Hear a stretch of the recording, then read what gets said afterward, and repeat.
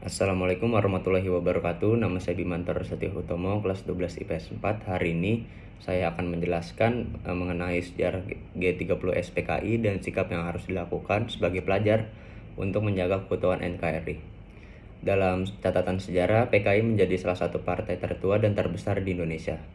G30 SPKI atau Gerakan 30 September yang dilancarkan oleh Partai Komunis Indonesia atau yang biasa kita kenal dengan PKI menjadi salah satu sejarah pahit bagi pemerintahan Indonesia pada waktu itu.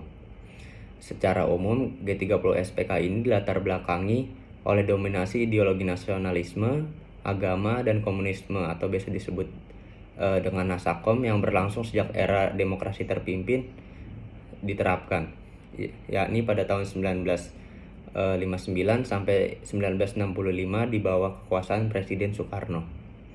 Beberapa hal lain yang menyebabkan gerakan yang menewaskan para jenderal ini adalah ketidakharmonisan hubungan antara TNI dan juga anggota PKI.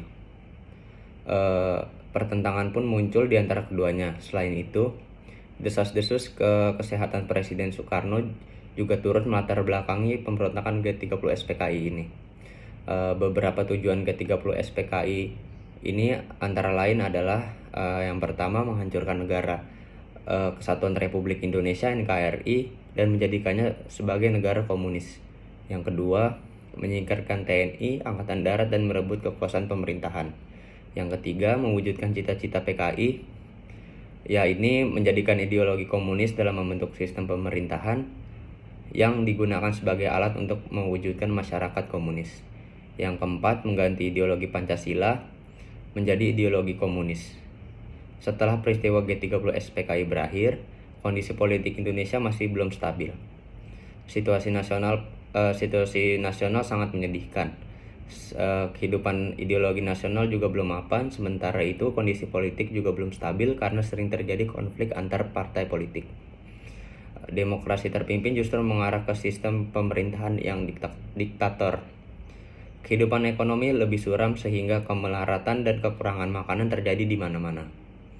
Dari peristiwa ini kita bisa belajar, generasi muda juga harus belajar bahwa sebagai penerus bangsa jangan pernah melihat masa depan dengan buta.